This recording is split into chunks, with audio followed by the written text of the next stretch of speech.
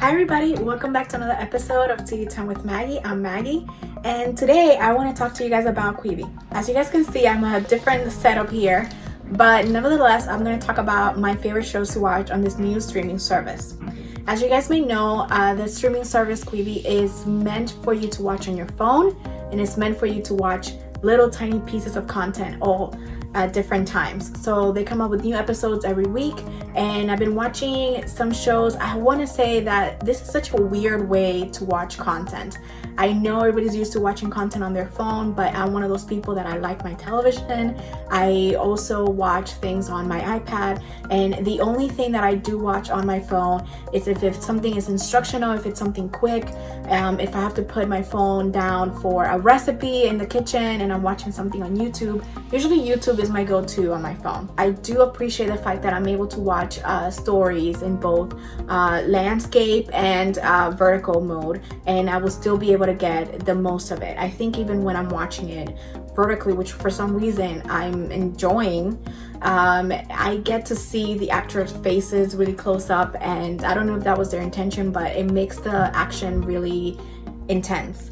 I want to say that one of my favorite shows and the only drama that I've been watching on the streaming service is called Survive, and it stars Sophie Turner and Corey Hawkins, and they are fantastic. Everybody knows her from Game of Thrones, but I think that this role is very compelling for her. You can see that she put a lot of effort into the story and into this character. The story deals with mental health and a young woman who's struggling with suicidal thoughts and is put in a position where she really does need to survive, not just for her sake, but for her partner in crime, played by Corey Hawkins. So if you guys are into something like that, I would really recommend it. I think they're doing a great job. But some of the other shows that I want to watch that I have not watched yet are 50 States of Fright. You guys know I'm into horror, and I like the concept of having each horror story be in a different state. I can't wait for them to do New York. I think I've seen a little bit of like Michigan and Kansas, and there's one for Florida, but I want to see something like what would they come up with for New York. As I mentioned before, I really don't like to get into a lot of big heavy drama on my phone, but I do like to watch things like YouTube where I'm learning something, where I'm following a recipe, where something quick and easy, and I don't have to pay too much attention to it, but I still want to get some information.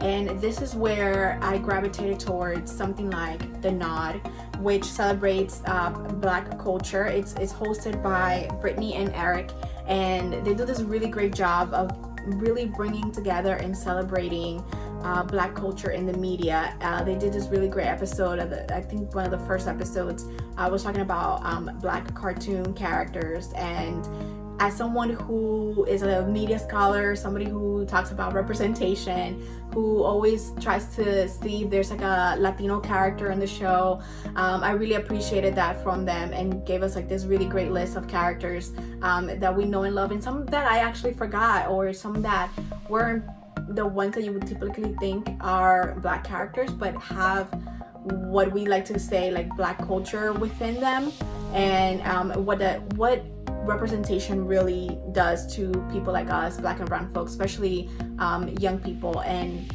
how has it changed? How did it go from people like us, Black and brown folks, being a side character, one-liner, the funny person, to now being someone who is at the forefront of stories. Following in that note, I really like for the Cultura is from Telemundo, and I like the fact that they're just really compact, kind of like a e-news segment type show where they talk about Latinos and the Latinx culture, but in the media and also on social media. And I like that they bring these little stories to the forefront.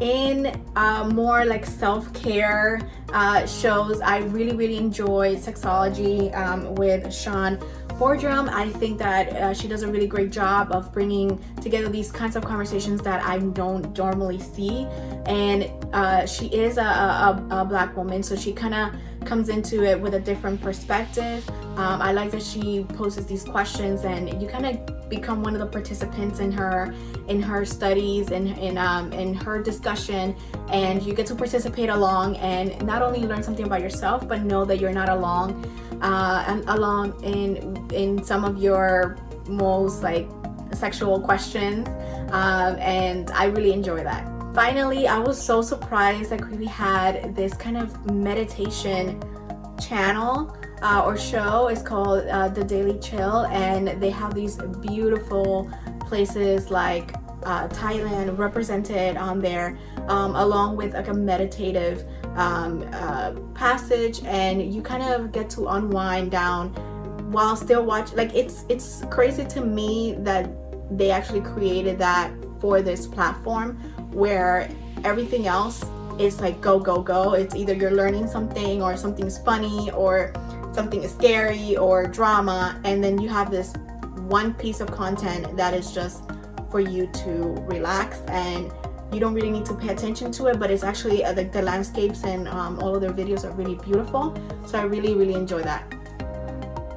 Even though I'm still getting used to Quibi, and I'm still getting used to some of the stories that they have there, and putting my phone a certain way so I can watch, I feel like a lot of the stories could actually be on other streaming platforms.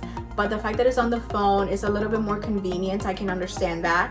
But I have to say that there is something for everybody. That's one of the things that I like. I feel like it's kind of like a YouTube channel curated for you in a way. You can do the whole follow thing, and you have a curated list of all of your favorite shows. And like I said, there's something for everybody, whether you like drama, whether you like scary. They have all the genres there. But then there's also things like The Nod and For La Cultura, and then there's also something like The Daily Chill, which I've never thought I would find in a platform like that.